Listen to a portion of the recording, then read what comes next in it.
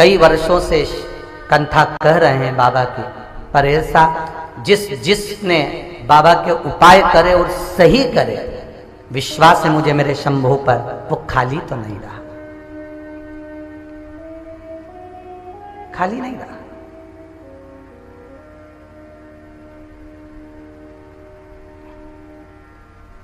बाबा ने दिया, जो यहां आया उसको भगवान ने पूर्ण तो दिया, कोई कमी बाबा नहीं रखता।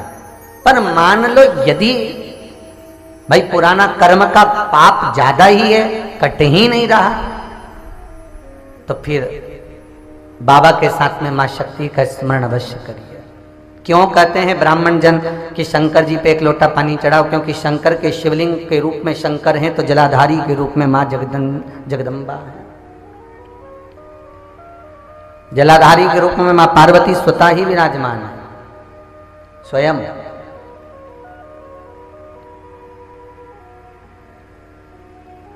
कभी चित्तवृत्ति में अगर अर्चन है, मन को अच्छा लगे तो प्रयास करना श्री शिवाय नमस्तुभ्यम बोलने का। कभी एकांत में बैठे हो और मन में ऐसा लग रहा है कि आज चित्त नहीं लग रहा, आज कुछ बांधा सी लग रही है, मेरी उल्टी आंख फड़क रही, मेरी सीधी आंख फड़क रही, छिपकली गिर गई हाथ पे, तो ना जाने कितने पंडितों को फोन लगा लिया, ऐसा हो गया वैसा हो गया, बिल्ली रास्ता काट गई।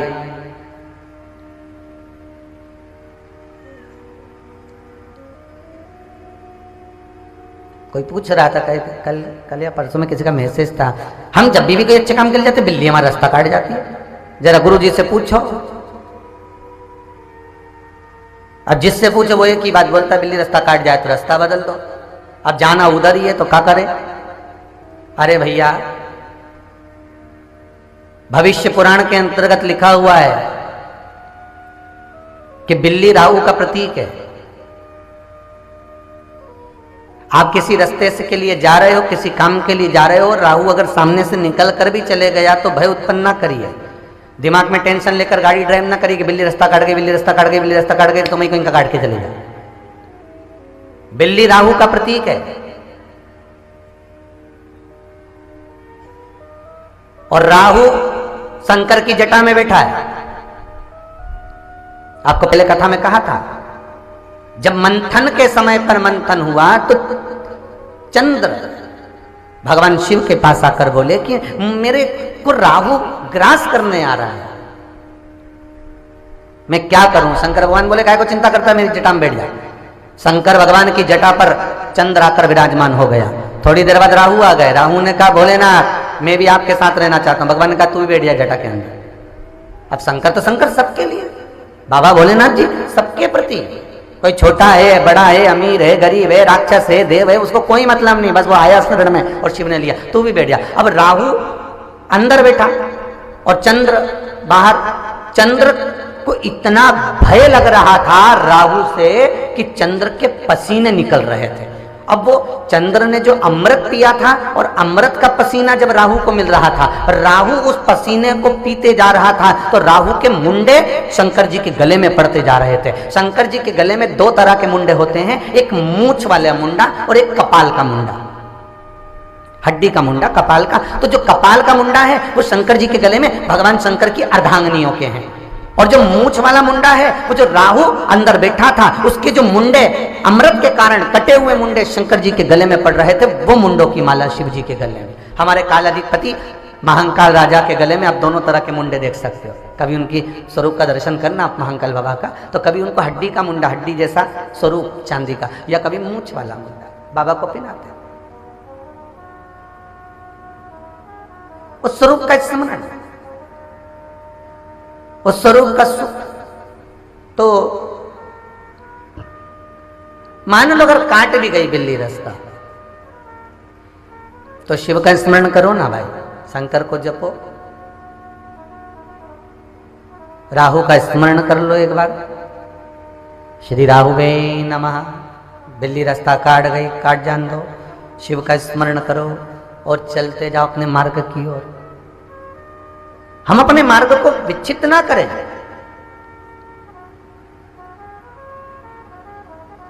भगवान का स्मरण कर कर हम जिस कार्य पर जा रहे हैं, भगवान का स्मरण कर कर हम जिस कार्य के लिए आगे बढ़ेंगे, वो कार्य हमारा सफल होगा। तो कभी ऐसा योग लगे कि शिव ना सुने हो तो मेरी आद्य शक्ति मां जगदम्बा का भी स्मरण साथ करें, माता का भी स्मरण कर सकते हो। महाराज भूत भावन भूतेश्वर मेरे शिव, त्रिकालदर्शी कैलाशी अविनाशी, जो सती मैया जिनकी चित्तवृत्ति में ये आ गया कि मैं भस्म हो जाती तो अच्छा था, तो शंकर भगवान ने तो ये विचार कर ही लिया था कि इसकी चित्तवृत्ति में, जब स्वयं कुंभज ऋषि बोल रहे हैं, अगस्त ऋषि बोल रहे हैं कि इसने सोच लिया है कि भस्म होना है, तो मतलब होना है। कभी भी गलत अपनी बुद्धि में मत आने दो। कई लोग कहते हैं,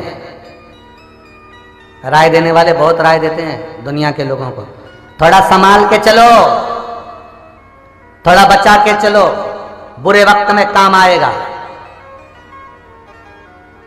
बोलो, बोलते कि नहीं बोलते? अरे बोलते ना लोग, जो घर के बड़े बड़े होते हैं, सब होते हैं, तो बोलते हैं थोड़ा बच के चलो, संभाल के चलो, बुरे वक्त में काम आएगा। कई बार पति पत्नी से कह देता है थोड़ा संभाल के चल, बुरे वक्त में काम आएगा। कभी पत्नी पति से कह देती है थोड़ा संभाल के चलो, बुरे वक्त में काम आएगा। मतलब तुम्हारे मुख से निकल रहा है कि बुरे वक्त में काम आएगा, मतलब तुम्हारा बुरा वक्त जरूर आएगा, क्योंकि तुम सोच कर बैठे हो। तुमने अपनी चित्तवृत्ति में ये लेके आ गए कि समय ऐसा आएगा, बुरा वक्त ऐसा आए, तो मतलब बुरा वक्त आएगा। और अगर तुमने सोच लिया कि मेरे साथ में देवाधिदेव महादेव है, शास्त्र कहता है भगवान का इतना भजन कर लो, शिव का इतना स्मरण कर लो कि बुरा वक्त आए काहे को। पर तुम सोच के बैठे हो, तो भैया अगर सोच के बैठे हो तो आ सकता है। तुम्हारे घर के लोग बार बार कहें कि बुरा वक्त में काम आएगा, बुरे वक्त में काम आएगा, और मान लो बुरा वक्त आने से पहले निपट गए, तो तुमने तो जोड़ के रखा और सही से खा भी नहीं सके, क्योंकि बुरे वक्त के लिए बचा के रख लो। फिर वही वाली बात है, थोड़ा सा आटा ज्यादा पिसा के रख लो, या फिर वो हलवा ज्यादा बना के रख लो, कल खाऊंगी, परसों खाऊंगी। फ्रिज में रखा रखा ही वो हलवा बेकार हो गया, वो आटा बेकार हो गया। तेल ही पराठा बना के, बढ़िया चकाचक पूड़ी बना के, मालपुआ बनाकर खूब चकाचक खा लेती, अब बाद में फेंकना पड़ा तो क्या मतलब का हुआ।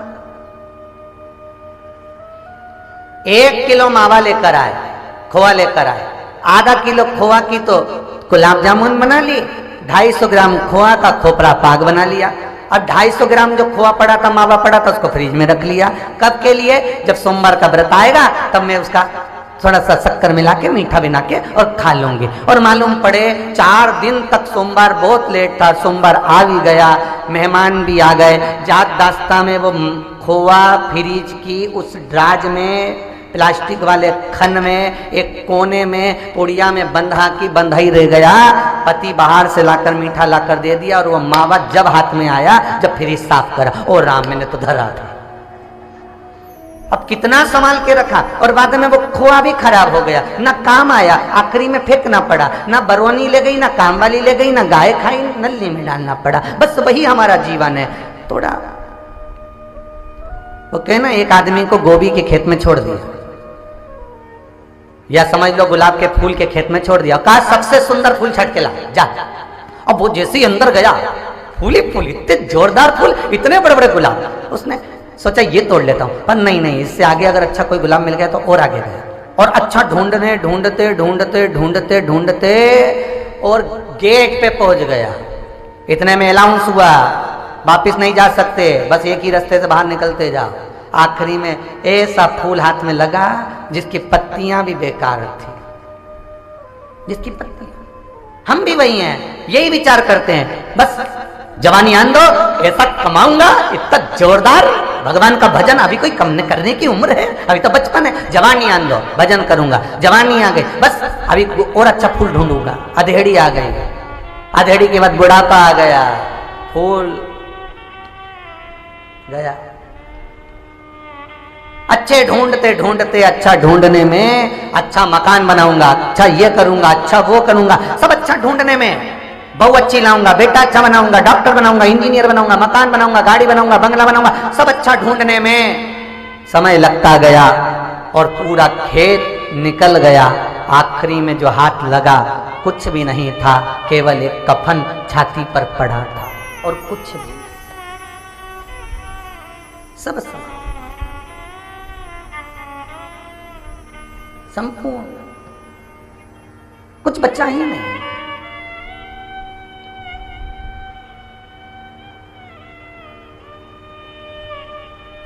महाराज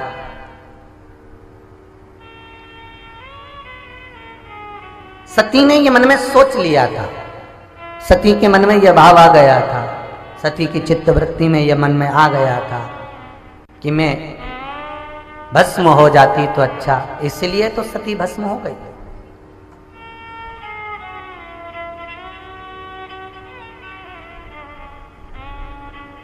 माता का काम क्या है? जम के बोलो, माता का काम क्या है? घर की माँ, एक माँ जो होती है घर में, मेरी जगदम्बा ही समझ लो, आद्य शक्ति ही समझ लो। माता का काम क्या है घर के अंदर? जब बेटा नर्वस हो, जब बेटी नर्वस हो, ये एक प्रश्न आया। गुरुजी प्रणाम, आपने कथा में सभी समस्याओं का समाधान बताया, पर मानसिक तनाव डिप्रेशन के बारे में नहीं बताया, या फिर मैंने नहीं सुना होगा। इस समस्या से छूटने का उपाय बताएं, इससे मैं बहुत ज्यादा परेशान हूं। इस समस्या का एक ही समाधान है और वो है मां। कथा पर जरा ध्यान देना। जब बेटा और बेटी का मूड ऑफ हो, मन कहीं लग ना रहा हो, तो प्रथम गुरु होती है मां। 4 गुरु होते हैं, पहला गुरु मां, दूसरा गुरु पिता, तीसरा गुरु शिक्षक, चौथा गुरु सदगुरु। सदगुरु तो आखिरी में काम आता है, पर सबसे पहले नंबर का गुरु होती है मां। जब बेटा नर्वस हो, भीतर से टूट गया हो, जब उसे लग रहा हो कि अब कहीं मेरी लाइन हो ही नहीं सकती, अब मैं कुछ कमा ही नहीं सकता, अब दुनिया में आकर मैं कुछ कर ही नहीं सकता, तब एक गुरु तुम्हारे पास में परमात्मा ने दिया होता है और वो माँ रूपी गुरु होता है, जो बेटे से कह दे क्या घबराना, काहे की चिंता करना, घाटा हो भी गया तो कोई शरीर थोड़ी ना ले गया, देखा जाएगा। शंकर का नाम केवल शिव है, पर पार्वती का नाम शक्ति है, क्योंकि घर की एक मां अपने बच्चों को इतना व्हील पावर दे दे कि उसमें आप रूप शक्ति प्रकट हो जाए और वो दुनिया से लड़ सके। उतनी एनर्जी, उतना पावर मां दे सकती है।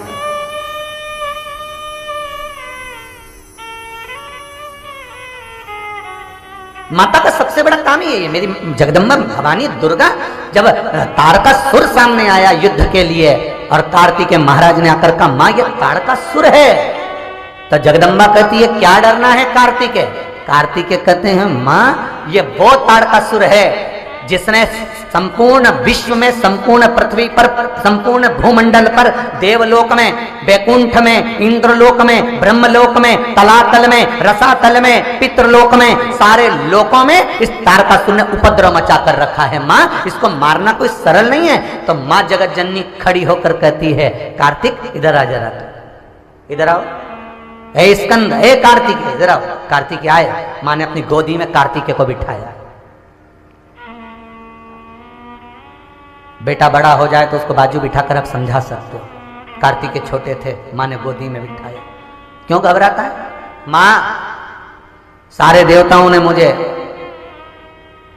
सेनापति बनाया है, तो देवताओं का सेनापति बना है ना तू, तो क्या बात है, तारकासुर को मारना है मां, बहुत कठिन बात है। माता पार्वती कहती है काय का कठिन है? किस चीज का कठिन है? माता कहती है तेरे पिता ने, तुझे मालूम है, कामदेव को जलाकर भस्म कर दिया था। तेरे पिता ने दक्ष प्रजापति के सम्मुख में जाकर उपद्रव मचा दिया था। क्या डरना? कई बार माताएं अपनी बहू को ज्ञान देती हैं इस तरह का, बेटा हमने हमारा जीवन देखा है, इतनी दुखमय जीवन निकाला है, हमने कपड़े सिल सिल कर गुजारा करा है, एक एक ईंट जोड़कर मकान बनाया है। सास को क्या पड़ा जो बार बार बहू को इतना ज्ञान देती है? सास के पगली है, सास के पागल है, सास के मूर्ख है, घर के बुजुर्ग क्या मूर्ख हैं जो बार बार तुम्हें ज्ञान उपदेश देते हैं कि हमने एक एक रुपया जोड़कर ऐसा करा, हमने एक एक ईंट जोड़ी, हमने कपड़े में फाल लगाई, हमने पीको करा, हमने ये करा, हमने वो करा, हम तो रोटी भी बड़ी मुश्किल से मिलती थी, इतना काम करते थे। सास बार बार बहू को ये क्यों कहती है? सास बार बार अपने बेटे को ये बात क्यों कहती है? एक माँ अपने बेटे को, अपनी बहू को ये बात बार बार इसलिए कहती है कि हमने जैसा निकाला वैसा तुम ना निकालो। इसलिए कुछ थोड़ा अपनी जिंदगी का आनंद करते हुए चलो। वो गया समय जो हमने निकाल दिया, वो तुम्हें एनर्जी प्रदान कर रही है, वो तुम्हें पावर दे रही है। पर बहू को लगता है कि हमारी सास तो पुराना लेखा लेकर बैठ जाती है, जब देखो जब बस एक ही बात कहने बैठ जाती है। अब बहू कहती है अपनी माँ से, माँ हमारी सास तो एक ही लेखा कहती है, हमने ऐसा करा, हमने वैसा करा, हमारा जमाना ऐसा था, हमारा जमाना वैसा था। तो माँ को समझाना चाहिए बेटी को कि बेटी उस माँ ने पूरा जीवन देखा है और वो तुझे तराश रही है। जैसे एक पत्थर के टुकड़े को तराशा जाता है, एक पत्थर के टुकड़े को जब तराशते हैं तो चोट पर चोट दी जाती है, जब चोट पर चोट दी जाती है तब वो पत्थर मूर्ति बनता है और मूर्ति बनती है तब मंदिर में पूजी जाती है। अगर उस पर चोट ना पड़ती तो वही मार्बल का टुकड़ा जमीन पर लगा होता जिस पे लोग पान थूकते, पांव रखता, जूता रखता। पर सास ने उसको तराश दिया, माँ ने उसको तराश दिया और मूर्ति बनाकर पूजा दिया। हमें माता से, अपनी माँ से ये नहीं कहना कि हमारी सास बार बार पुराना बात कह लेकर बैठ जाती है, बार बार पुरानी बातों को कहती है, बार बार ऐसा कहती है कि हमने ऐसा देखा, हमने वैसा देखा। अरे उसने सीखा तो तुम्हें बता रही है। बुढ़िया पागल नहीं है। पर बहुओं को लगता है बताओ हमको तो पुराना पुराना बताने बैठ जाती है, जब देखो जब बस हम ही मिले भगोने जैसा मुंह लेके रात को पति से कहती तुम्हारी अम्मा तो पगली है, जब देखो जब हमें बस ये बताने बैठ जाती है कि तुमने ऐसा किया, हमारी अम्मा ने ऐसा किया, वो किया। समझो, शिव महापुराण अच्छे से सुन लो री बहुओं। एक बार शंकर की कथा अगर किसी ने दिल से सुन ली तो ये पक्का है कि उसके घर में कभी विवाद नहीं हो सकता, पर सुनना दिल से पड़ेगा। पर तुम्हें वही कथा अच्छी लगती है ना जिसमें तुम्हारी तारीफ हो रही हो, जिसमें तुम्हें खूब नाचने को मिल जाए, थोड़ी बहुत अच्छी ठिठोली मिठोली भी मिल जाए और खूब जोरदार जोरदार प्रसाद का पैकेट मिल जाए और फिर तुम कहो बहुत जोरदार कथा हुई। पर तुम्हें जहाँ सीख मिले नहीं तो वो तो अच्छी कभी लगे ही नहीं। जब सास नहीं लगे तो महाराज कहाँ से लगेगा? सीख किसको अच्छी लगे? वो कहे ना माता पिता की सीख अच्छी नहीं लगती, सिल्लक अच्छी लगती, नसीहत अच्छी नहीं लगती, बसियत अच्छी लगती। दो मित्र होते हैं, अगर तुम्हें गलत मार्ग पर ले जा रहा है तो तुम्हें अच्छा लगेगा, और एक मित्र तुमसे कह रहा है घर में अच्छे से रहे, क्यों झगड़ा करता है? प्रेम भाव से रहा करो, फालतू के विवाद नहीं करना। बोल दिया ना, छोड़ो बात को, चलो घर में चलो, वो कभी अच्छा नहीं लगेगा। फिर बेकार वाले मित्र के पास जाएगा और बेकार वाला मित्र के कहा वो टेंशन लेता, चल अपन तो चलें दोनों होटल, और मत खा घर में, तू खाना ही मत खाना, थोड़ा अकड़ के बैठे रहना, सब सुधर जाएंगे। क्यों बोल रही है ऐसा? क्योंकि उसके पैसे से खुद खाना चाहता, ले गया होटल, चल अपन तुम वहां बैठ के खाएंगे, और ले गया होटल में। कहा ना ताली, थाली और प्याली, ये तीन मित्र मनुष्य की जिंदगी बर्बाद कर देते हैं। प्रशंसा करने वालों से दूर रहना, थाली मित्र से, थाली मित्र से दूर रहना, होटल में खिलाने वाले से, और प्याली मित्र से दूर रहना, पीने वालों से।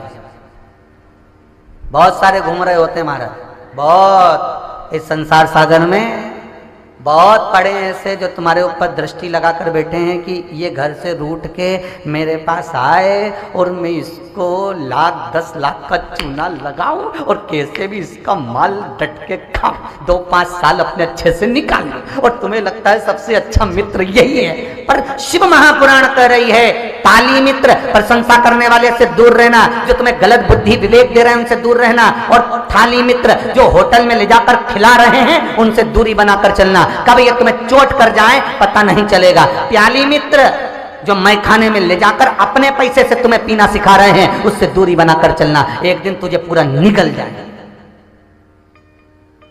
पर अच्छे तो वही लगते हैं ना, दिक्कत तो वही है महाराज।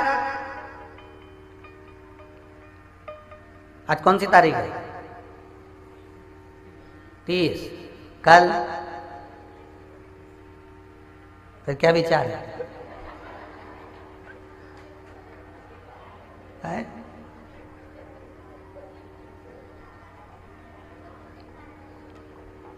बोलो बोलो। अब शंकर का भजन करते हुए अंग्रेजी नए वर्ष में प्रवेश करोगे, अच्छे के साथ एंजॉय करोगे तो वो अच्छा तो साथ देगा ही ना। और नूतन वर्ष में अगर आप भगवान शिव का स्मरण करते हुए प्रवेश कर रहे हो तो बाबा कुछ तो करेगा ना अच्छा। अपनी जिंदगी भगवत भजन के माध्यम से आगे बढ़ाए। अब नया वर्ष अगर आए, अंग्रेजी वर्ष है अपना तो चैत्र में आते हैं, फिर भी मान लो नूतन वर्ष है, लड़के कुछ एंजॉय करने के लिए होटल जाएंगे, कोई कहीं जाएगा कोई कहीं जाएगा, तो बच्चों से कहना जरूर कि एक लोटा पानी शिव को चढ़ा दे, नया वर्ष है, बाबा कुछ कृपा कर देगा नूतन वर्ष में, तो जिंदगी सवर जाए। हो सकता है जीवन सार्थक हो जाए।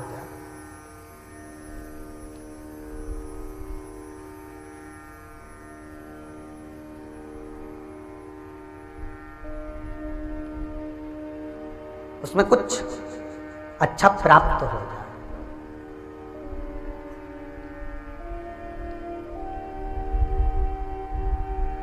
कुछ अच्छा मिल जाए।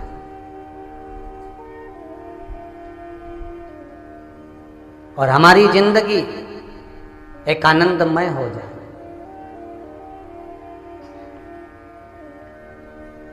मिलेंगे बहुत आपके मार्ग को विचलित करने वाले।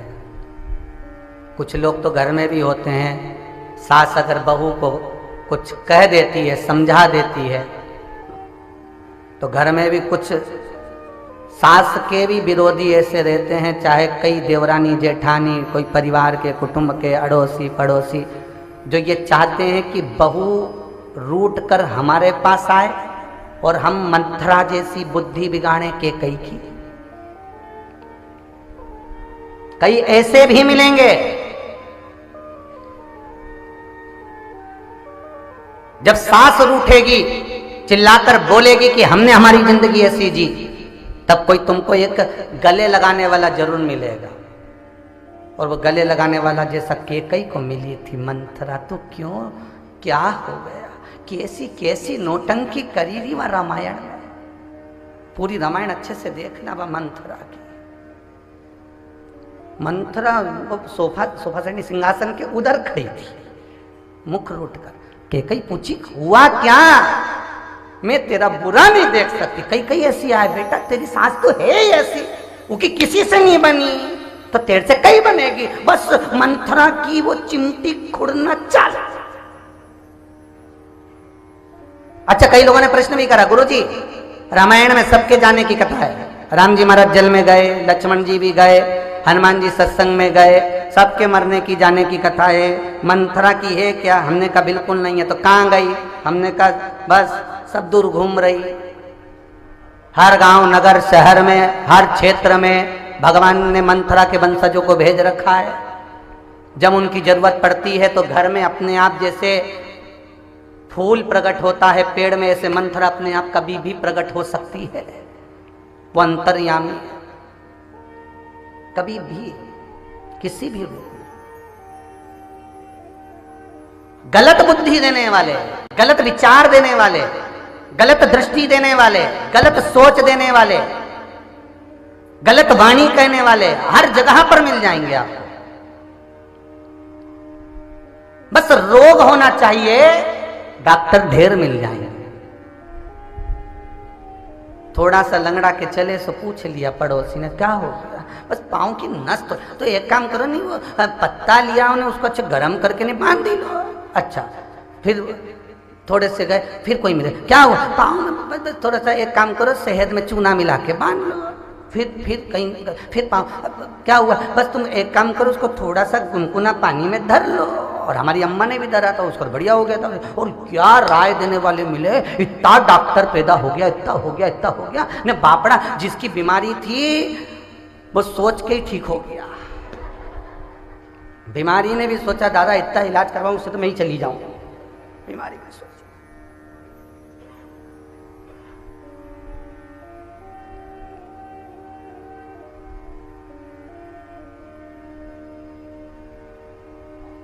एक वो कहाँ की बात है, केसला, इटारसी के पास केसला, तो वहाँ एक वो हमारे परिचित तो उनको होगा कोरोना। अब उन्होंने लगाया फोन, नहीं बात हुई होगी, खूब ऑफिस में लगाया, गुरुजी से बात करा दो जी, नहीं बात हुई। और जब बात हुई तब कोरोना पूरा ही चले गया उनका। तो कहा गुरुदेव से जरा फोन पे बात तो करा, नहीं लगा तो फोन आशीष के पास लगा, उन्होंने बात करी। हमने कहा काय रे स्वदेश का होगा, कहे गुरुजी वो बड़े भैया के कोरोना हो गया था। फिर कुछ नहीं, क्या करना था, खूब काढ़ा बना बना के पिलाया और गूगल की और राई की जो धुनी दी, गुरुजी ऐसा जोरदार और खूब तेल की मालिश करी। फिर दूसरी जांच में आ गया कोरोना, भाग गया। हमने कहा बस ऐसे भगाया। कभी कभी बीमारी भी सोच के भाग जाती है। तुम्हारा पाँव जब बहुत जाम हो जाए, थोड़ा चलने का प्रयास करना। जब तुम चलना चालू कर दोगे, और ज्यादा चलोगे, और ज्यादा चलोगे, तो कई कई नस ठीक हो जाए, ले हो गए। तो कई विचार कोई कोई होते हैं जो उपचार ले बैठे हैं। तुम एक से विरोध पाओगे, दूसरा तुमको गले लगाने के लिए तैयार खड़ा है, क्योंकि उसका विरोधी है, तुम्हारे पक्षी नहीं बन रहा है, वो उसका विरोधी है जिससे तुम झगड़ा कर कर।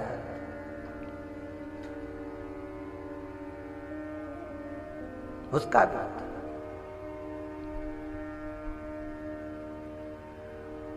कुछ अच्छा सोच कर, कुछ अच्छा विचार कर, कोई गलत नहीं परिवार में। हमने पहले भी कहा, देवरानी का मतलब ही वो होता है कि देवों के घर से भेजी हुई रानी, और आते से ही जिसने जय जय कराने की ठानी, तू बन गई जेठानी। दोनों का संबंध इतना प्रेम का होना चाहिए। और घर में जो सास होती है, जिससे चाबी की आस लगी रहती है, कम मरे कम मिले, कोई सहज होती है क्या? वो प्रेम बिंदु है उसमें। पर हम समझें इन रिश्तों को, इन नातों को, तब तो हमें वही अच्छे लगते हैं जो गलत कहते हैं। हमें वही अच्छे लगते हैं जो हमको भ्रम में डुबो देते हैं। हमें वही अच्छे लगते हैं जो भ्रांतियों में पटक देते हैं। शिव महापुराण की कथा कहती है कि कहीं भ्रम में नहीं पड़ना, कहीं भ्रम में। कई कथाओं में आता है व्यक्ति ये नहीं करेगा तो वो नरक में पड़ेगा, व्यक्ति ये नहीं करेगा तो उसको ऐसा होगा। पर शिव महापुराण में कहीं नहीं लिखा वेद व्यास जी ने कि तुम ये नहीं करोगे तो तुम्हें नरक भोगना पड़ेगा, तुम ये नहीं करोगे तो तुम्हें ये पाप कर्म लग जाएगा। वेद व्यास जी ने शिव महापुराण में नहीं लिखा, क्योंकि वेद व्यास जी ये जानते हैं कि शंकर के ऊपर अगर एक लोटा भी पानी कोई भूल से भी चढ़ा दिया तो उसके तो सारे पाप अपने आप ही कट गए। तो फिर पाप कहां से लगा उसको?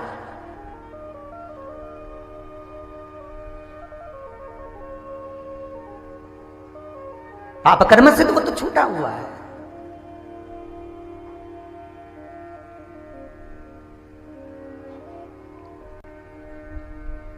स्वयं लंकाधिपति रावण पापी होकर भी भगवत स्मरण कर कर शिव का अनुमोदन करने वाला, शंकर का भजन करने वाला, शिव नाम में डूबने वाला पापी से पापी भी है तो भी तर गया।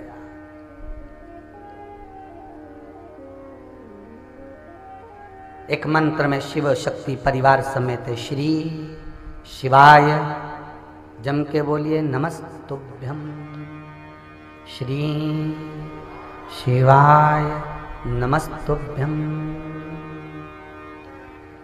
श्री शिवाय नमस्तुभ्यम। उस मंत्र में जुड़े सती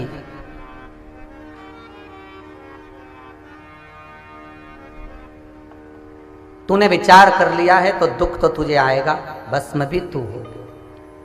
मेरा आप सबसे निवेदन है, अगर आप शंकर की कथा सुनते हो ना,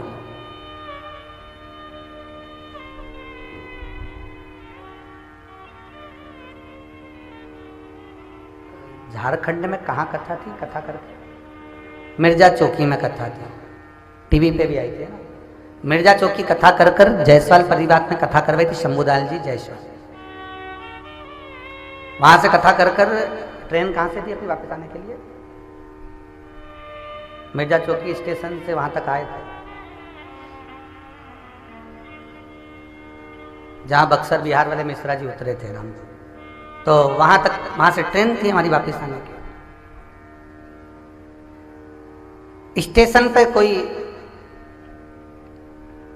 एक बेटी पहचान गई कि गुरुजी शिव पुराण बाजते हैं, वो आई, 5 मिनट बैग रखा।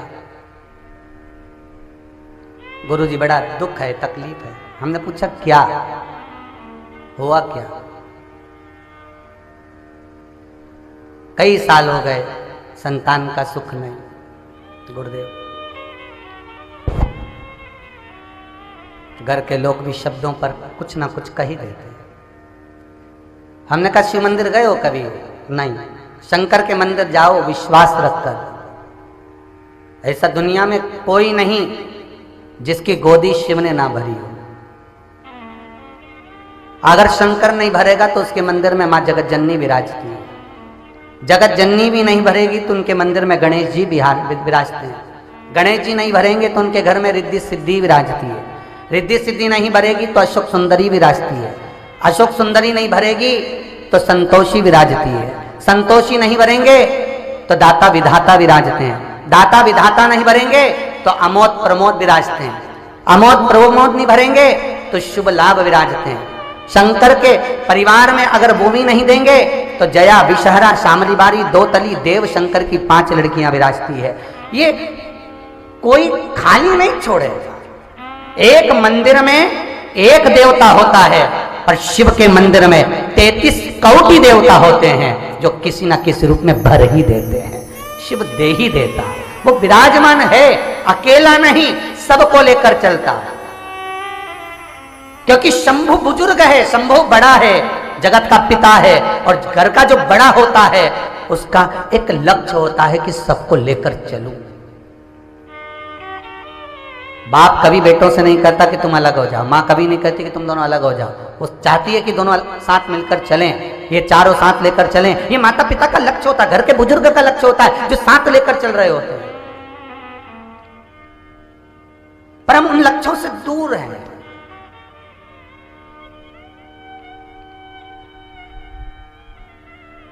हमें भी अभिमान भरा हुआ होता है, जैसे अर्जुन के भीतर था। अर्जुन कहता है भगवान से, चिंता मत करो, ना भीम की जरूरत पड़ेगी, ना नकुल की, ना सहदेव की, ना युधिष्ठिर की जरूरत पड़ेगी। इन पांडवों के लिए तो अर्जुन और ये गांडी वही बहुत है। बहुत भगवान समझ गए ये युद्ध हरा देगा। भगवान ने कहा जा जा एक काम कर अर्जुन, मेरे को पूजन करना है, थोड़े से फूल लिया, जा तो जरा। अर्जुन बोले भगवान फूल लेने और मैं जाऊं, और नहीं तो कोई दूसरा जाएगा, अभी तो तू ही है ना। जो पास में होता है काम उसी को बताया जाता है। जिससे स्नेह ज्यादा होता है विश्वास वाला कार्य उसी को सौंपा जाता है। जिस पे प्रेम होता है कहा उसी से जाता है। जहां स्नेह होगा वहां विवाद जरूर होगा।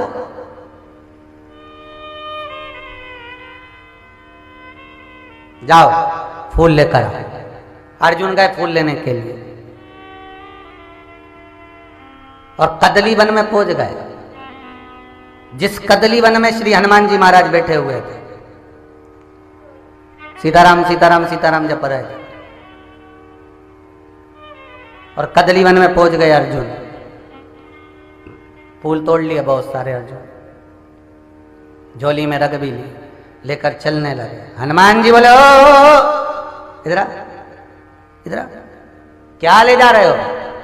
फूल। हमसे पूछा कि कदली वन में हनुमान बैठा है, बिना आज्ञा के लेकर चले चोटे।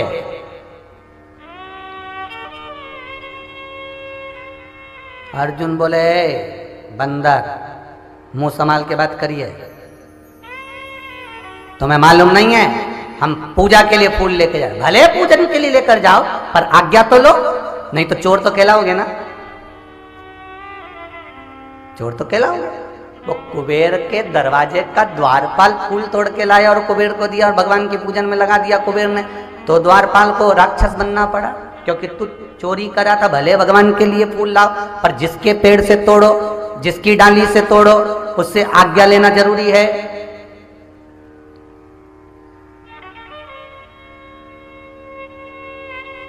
अब यहां तो ये गेंदा का फूल लगा है गौशाला में, यहाँ गेंदा का फूल लगा। अब कई माताएं 2-4 फूल तोड़ ले, भगवान को चढ़ा दे, तो पोथी पे लाके चढ़ा दे, तो विचार करो। अब तुमने पूछा यहाँ पर जो चौकीदार था उससे कि हम गेंदा का फूल तोड़ लें, तुम पूछती तो सही। तो चौकीदार बोल दे कि हाँ तोड़ लो, 2 फूल तोड़ लो, तो तुम चोटी नहीं। और अगर तुमने नहीं पूछा, तोड़ के लिया, पूजा में रख लिया, तो फिर तो डैश डैश डैश, समझ लो, समझ के खाली जगह को शब्द तुम भर लेना, फिर तो तुम हो। अब अरे ओ कहां ले जा रहा है फूल को? इधर ला। अरे तुम, मैं तो भगवान के लिए पूजन के लिए फूल लेकर जा रहा हूं। अच्छा, तो भगवान की पूजन के लिए ले जा रहा है तो बिना पूछे ले जाएगा? ऐसे चोर बन के जा रहा है?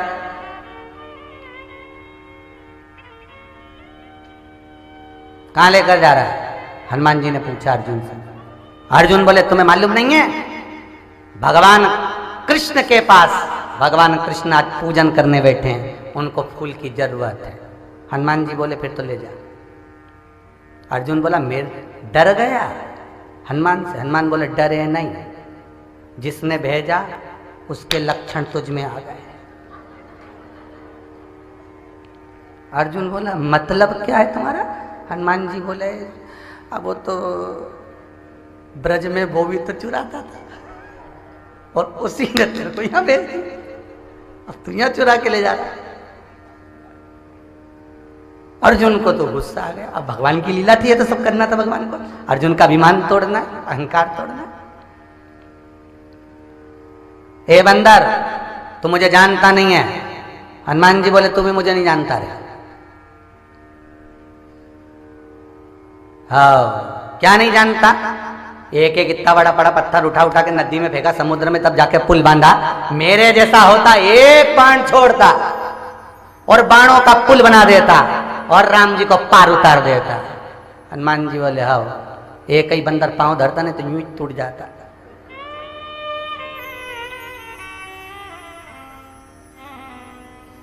अर्जुन बोले तू मुझे जानता नहीं है शायद। हनुमान जी बोले तू भी मुझे नहीं जानता दादा, मैं तो अकेला, मेरे जैसे ढेर सारे बंदर तो एक आध पांव धर देते नहीं तो ये तेरा जो पुल बांधेगी नहीं बाणों का, यूं ही टूट जाएगा। अर्जुन बोला अगर मैंने पुल बांध दिया तो? हनुमान जी बोले बांध। और अगर मैंने तोड़ दिया तो? अर्जुन बोले अगर मेरे पुल को तूने तोड़ दिया तो मैं चिता जलाकर अपना शरीर अग्नि में दे दूंगा, वापिस नहीं जाऊंगा। और अगर पुल नहीं टूटा तो? हनुमान जी बोले मैं चिता में बैठ जाऊंगा, आग लगा लूंगा अपने आप को, काहे को चिंता करता, जा बांध बांध।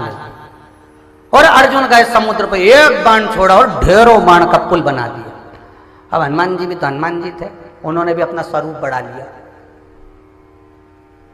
जैसे जैसे वो सुर सा मुंडा बढ़ा है, हनुमान जी रूप बढ़ा। तो यहाँ भी भगवान ने जो रूप बनाया, तो एक एक हाथ हनुमान जी का, इतने पर्वत हनुमान जी के हाथ पे आ गए। जंघा में ऐसा लगे जैसे ढेर पर्वत इकट्ठे हो गए। अर्जुन बोला और बढ़ जाओ और बढ़ जाओ। फिर अर्जुन ने पूछा कि ये बता कि ये इतना बढ़ने की क्या जरूरत है? हनुमान जी बोले जितने लोग चढ़े थे उतना ही तो भजन कर रहा हूं। उस पुल पे जितने चढ़े थे उतना भजन भी तो शरीर में होना चाहिए।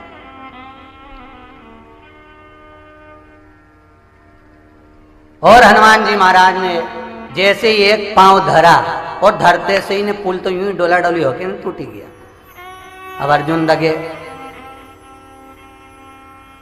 हनुमान जी ने कब क्या विचार है? अर्जुन बोले विचार क्या करना, अब तो जल नहीं है, अब का विचार करेंगे, आखिरी में बचने के लिए रह क्या गया, चलो लगाओ चिता। अब अर्जुन जाए धीरे धीरे लकड़ी तोड़ के लाए तो हनुमान जी बोले तू तो जाए, मैं सब तैयार कर दूं, तू बैठ जा। हनुमान जी का एक पेड़ उठा के लाए, उसको जो तोड़ फोड़ के इकट्ठा कर दिया। अर्जुन से कहा बैठ जल्दी से। तो अर्जुन बोले कि अब माचिस तो है ही नहीं, तो आग कैसे लगेगी? हनुमान जी बोले हमारे से पूछ, हमने तो लंका जला दी, तो चिता की कई जरूरत है, अब भी जले 2 मिनट में। और हनुमान जी महाराज ने जो आग लगाई, इतने में भगवान कृष्ण सामने आ गए और कन्हैया आके बोले हो क्या रहा है ये? अर्जुन बोले प्रभु कुछ नहीं हो रहा है, बस जलने की तैयारी हो रही है, तुम्हारे फूल लाना भारी पड़ गए। भगवान बोले फूल लेने गया थी कि आग लगाने गया था? हुआ क्या है? बस हनुमान जी बोले कि मैंने बोला हनुमान से कि तुमने जो पुल बांधा उसमें समय लग गया, मेरे बाणों से मैं पुल बांध देता, पूरी सेना को उतार देता, काय को पत्थर बीन बीन के बांधे। दोनों में विवाद हो गया। जो पुल तोड़ेगा और पुल टूट गया तो मुझे जलना था, नहीं टूटा, इसलिए हनुमान बच गए। भगवान कृष्ण ने पूछा हनुमान ऐसा ही हुआ? हनुमान के बिल्कुल प्रभु यही हुआ है। भगवान कृष्ण बोले तुम हमें पहचानते हो? हनुमान जी बोले बिल्कुल पहचानते हैं। तो कह रहे कैसे पहचाने? तो कह रहे इसको भेजा था पहचान गए। तो क्या इससे कैसे पहचाने? तो कि इसने आते से कदलीवन में बिना पूछे फूल तोड़ लिया, ये चोटा। तो हम उत्ते में समझ गए कि इसको भेजने वाला भी तो कोई तुम साधारण तो नहीं। भगवान बोले हनुमान तो मुझे पहचान गया, कौन हो? हनुमान जी भगवान कृष्ण के कानों के पास जाके बोले मेरे राम आप ही तो हो, और कौन हो सकता? पहचान गया। भगवान कृष्ण बोले अर्जुन को मत बताना। नहीं बताओ। अब भगवान बोले सुनो अर्जुन, तुम दोनों में जो बात हुई, तुम्हारे बीच में कोई व्यक्ति था जो निर्णय कर सकता, निर्णायक, एम्पायर, क्या बोलते हैं, एम्पायर बोलते हैं, क्या बोलते? कोई था? कोई नहीं। भगवान बोले अब हम आ गए, वापिस लगाओ पुल, वापिस बांधो। अर्जुन ने कहा चलो एक बार फिर मौका मिला, वंस मोर, फिर वापिस। जो अर्जुन ने अपनी और सारी ताकत लगा दी और पुल तैयार करा। हनुमान जी ने भी अपनी ताकत लगाई और जो पुल पे लात धरी, पुल ही नहीं टूटा। अर्जुन बोले अब हनुमान जी बोले अब क्या होना? जो हमने लकड़ी लगाई थी हमें को जलना, अब होना क्या है? चिता की तैयारी होने लगी। भगवान कृष्ण बोले ऐसा नहीं होगा, किसी को आग नहीं लगाना है, किसी को जलना नहीं है। हनुमान, भगवान कृष्ण कहते हैं हनुमान राम अवतार में तू मेरे साथ रहा, कृष्ण अवतार में बहुत दूर हो गया था, तुझे अपने पास बुलाने के लिए ये सारी लीला रची थी, तुझे अपने पास बुलाना। अगर शंकर मुझसे दूर है तो शिव हनुमान के रूप में मेरे पास में रहे। एक काम करो हनुमान, तुम हमारे साथ चलो। हनुमान जी बोले ऐसे नहीं चलो। क्या करूंगा चलकर? युद्ध तो मैं लड़ूंगा नहीं, क्योंकि मैंने राम जी से कहा था कि अब मेरे को युद्ध नहीं लड़ना, अब मुझे केवल सत्संग करना है, केवल भजन करना है, केवल सत्संग करना है। युद्ध का काम समाप्त हो गया, बस केवल राम के लिए युद्ध लड़ा था, उसके बाद मैं युद्ध नहीं लड़ूंगा, ये मैंने कह दिया। तो फिर युद्ध तो लड़ना नहीं है। भगवान कृष्ण बोले युद्ध मत लड़ो, तुम अर्जुन के रथ की ध्वजा पर विराजमान हो जाओ, तुम कपि ध्वज अर्जुन को बना दो। अर्जुन कपि ध्वज है, हनुमान ध्वजा में विराजमान हो जाओ। हनुमान जी बोले ध्वजा में एक शर्त पर विराजमान होऊंगा। बोलो क्या शर्त है? और शर्त केवल इतनी सी है कि मैंने राम जी से कहा था कि मुझे जाना है, तो राम जी ने कहा था तू पृथ्वी पर रहकर सत्संग करना, और मैं बिना सत्संग के रह नहीं सकता, बिना ज्ञान के मैं रह नहीं सकता। मेरे राम ने कहा था, हनुमान तू पृथ्वी पर सत्संग करना, रहना, जिस दिन तू सत्संग से वंचित हो जाएगा तभी तू मेरे धाम आ जाएगा, सत्संग नहीं छूटेगा। तो भगवान कृष्ण बोलते हैं, हनुमान क्या चाहते हो? हनुमान जी बोले, बस एक ही चीज चाहते हैं, अगर हम तुम्हारे साथ में रहेंगे, अर्जुन की रथ में भी अगर रहेंगे तो प्रवचन तो देना पड़ेगा। एक बार कहीं पर अमरावती में, अमरावती के पास बलगांव में एक बार संत समागम था।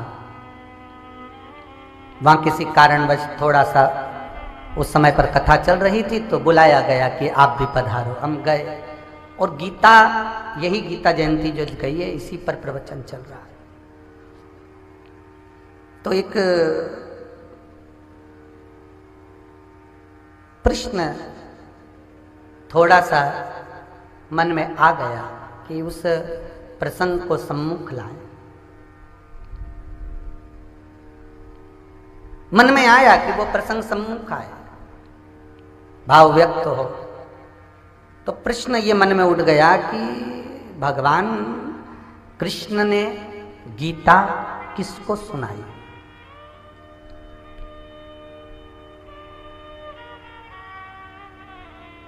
बोलो तो जरा।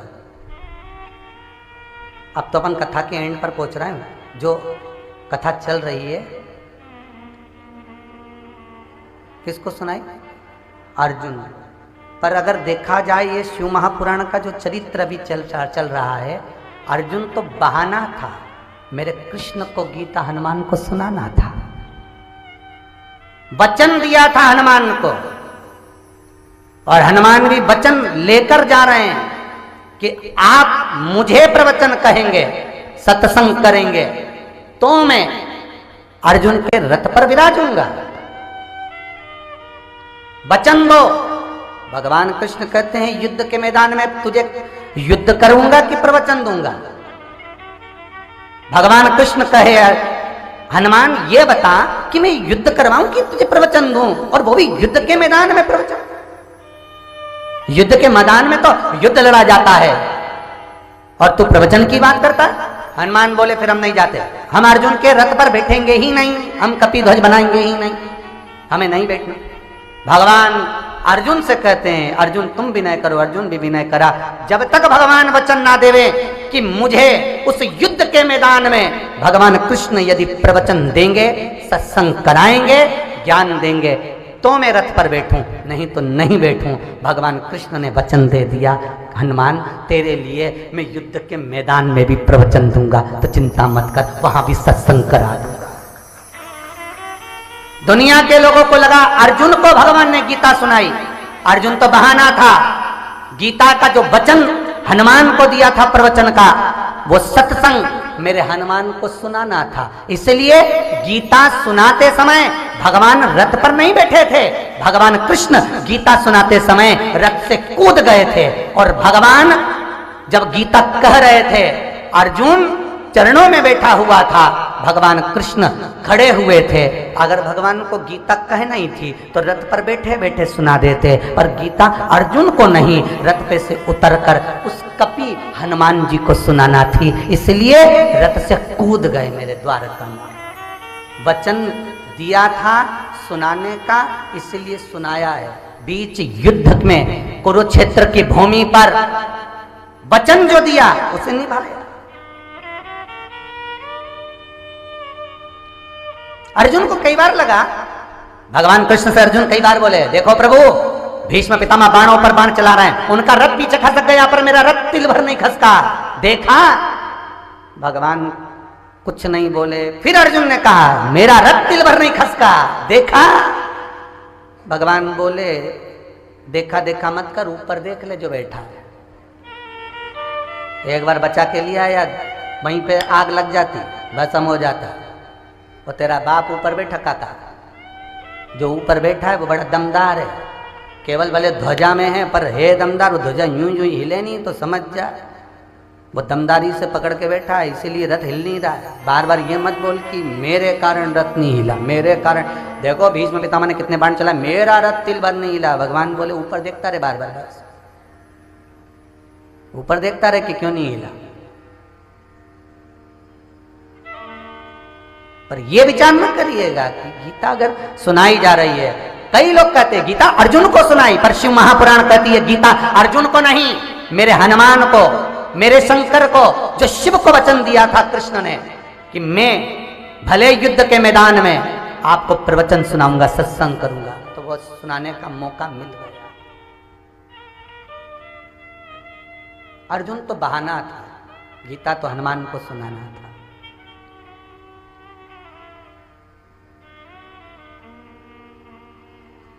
राम कथा सुनने के रसिया, राम लखन सीता मन बसिया, सूक्ष्म रूप धर विकट रूप धर,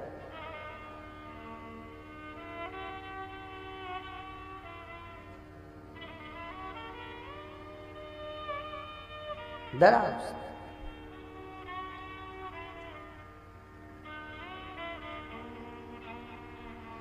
हनुमान श्रवण करे,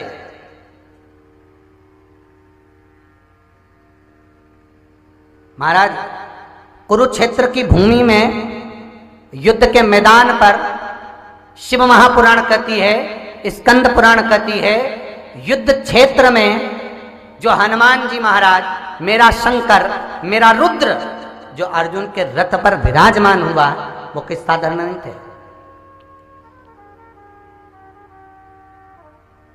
कुरुक्षेत्र की भूमि पर 7 संवाद श्री हनुमान जी महाराज के साथ हुए हैं, भगवान कृष्ण और अर्जुन के। सहज नहीं है वो।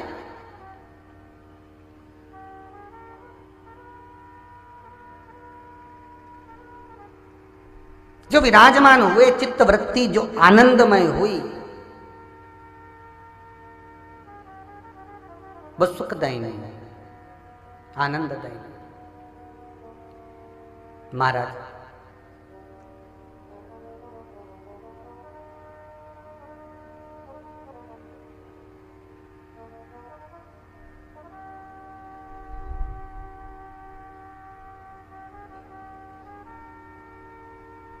भगवान कृष्ण का साथ शिव दें, शिव का साथ कृष्ण दें, राम शिव का साथ दें, शिव राम का साथ दें। शास्त्र कह रहा है अभिमत्ता को हटाकर जब अर्जुन का अहंकार टूट गया, अर्जुन का अभिमान जब चला गया, तब भगवान स्वतः ही करुणा कर दी। जिस दिन अहंकार जाए, फिर वही बात आ गई आपको जो पहले कही थी कि व्यक्ति का खुद का अपना कुछ भी नहीं है। शरीर भी दूसरे ने दिया है, माता ने। धन दौलत जमीन जायदाद किसकी है? हम कौन सी छाती पे बांध के लाए थे? पैदा हुए थे माता के गर्भ से, कपड़े तक तो थे नहीं, आंखें भी बंद, मुंडा भी बंद, सब पेटी पे ठेली।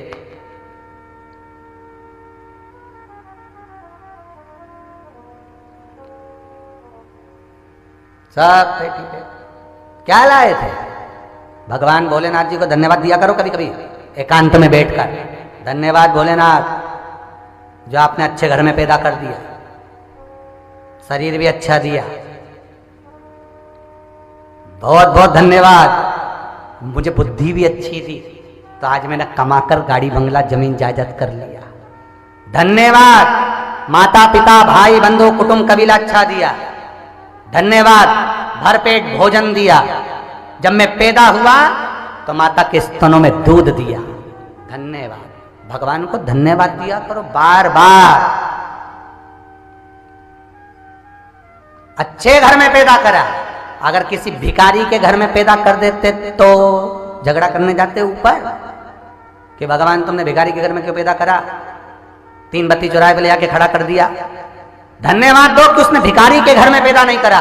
धन्यवाद दो कि अच्छे कुल में पैदा करा, धन्यवाद दो कि अच्छा शरीर दिया, धन्यवाद दो कि तुम्हारी दृष्टि, नयन, हाथ सब कुछ अच्छे दिए, धन्यवाद दो कि कमाने के लायक बनाया, धन्यवाद दो कि अच्छी पत्नी, अच्छा पति, अच्छा परिवार मिला, धन्यवाद दो कि बच्चे भी अच्छे दिए, धन्यवाद दो कि माता पिता भी अच्छे दिए, धन्यवाद दो कि घर अच्छा दिया, धन्यवाद दो कि अच्छी मातृभूमि पर भारत माँ के गोद में पैदा करा, धन्यवाद दो कि अच्छे प्रदेश में जन्मे, धन्यवाद दो कि अच्छे समाज में जन्मे, और धन्यवाद दो उसको कि तूने भरपेट भोजन, गाड़ी, बंगला सब दिया। इसमें से कौन सी चीज है तुम लेकर आए थे? जितनी बोली गई उसमें से एक चीज भी बता दो तुम लाए हो।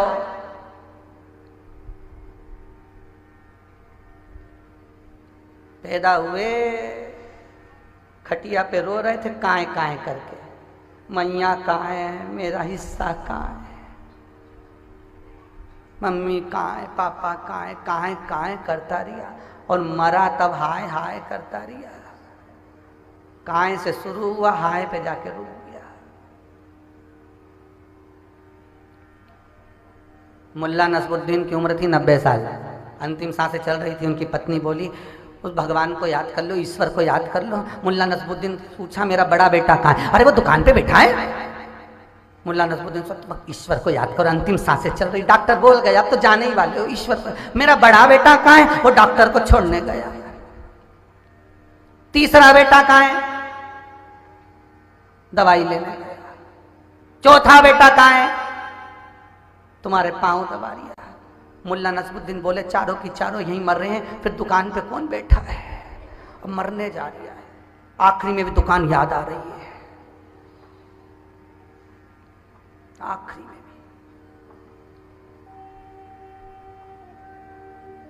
भगवान तो याद आता ही नहीं है। कई लोगों ने बहुत प्रयास करा कि मरते समय राम का नाम लेंगे। गरुड़ पुराण कहती है हजारों बिच्छू डंक मारे इस शरीर में इतनी तकलीफ होती है, राम तो निकलता ही नहीं। आंख में से आंसू बहते, ऐसी धार बहती। घर की बहुएं कहती मौसी तुम्हें पहचान गई अम्मा इसलिए रो रही। अम्मा इसलिए नहीं रो रही कि मौसी को पहचान गई, तुम्हारा मुंडा देख देख की मर गई बापड़ी, इसलिए रो रही कि भजन ही नहीं कर पाई। अच्छी खासी सी और चली जाती, 2-4 दिन कथा सुन लेती, पर ठंड भी इतनी पड़ गई। राम वो पड़ा कई कथा सुन।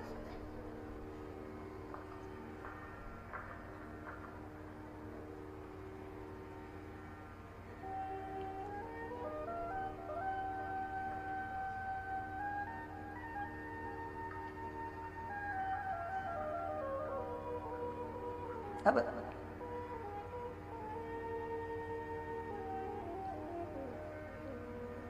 आज ठंड है भी तेज हो, सीहोर में तो घनी पड़ी हुई हो। जहाँ कथा चल रही है जंगल में तोड़ते। हमने तो कहा था कार्यकर्ताओं को एक रजाई धर दो रे, पर वो बोले कि नहीं अच्छा नहीं लगे गुरुजी, कथा बाचे से रजाई कहीं करे। हमने कहा लोग कहीं भी किया, अपन तो ओढ़ के बैठी जावा, उसमें कहीं करे। आज तो ठाकुर जी के कल्लू जी के तो टोपा मोपा बांधे रजाई मजे उड़ेगी बैठे दिया। हर हर अहंकार जब चला गया, अभिमान जब समाप्त हो गया, तब भगवान के मिलने में देरी नहीं होती। स्वयं भृंगी जब माता जगतजननी जगदम्बा पार्वती को शिवलिंग का निर्माण करना बता रहे थे, तब स्वयं भृंगी ने माता पार्वती को कहा था कि स्त्री नारी के मन में धर्म, सेवा, समर्पण, सत्संग ये सब रहता है, सब रहता है। बहुत ध्यान से सुनिएगा। एक माता जी कह रही थी कि स्त्री को सुंदरकांड नहीं पढ़ना चाहिए क्या? स्त्री को हनुमान चालीसा नहीं पढ़ना चाहिए क्या? क्या स्त्री को शिवलिंग का पूजन नहीं करना चाहिए क्या? भैया कोई पुराण में ऐसा लिखा हो कि नारी शिवलिंग को ना छुए? कहीं पुराण में ऐसा लिखा हो कि नारी हनुमान चालीसा का पाठ ना करे? कहीं पुराण में ऐसा लिखा हो कि सुंदरकांड का पाठ स्त्री को नहीं करना चाहिए? तो जरूर बताना।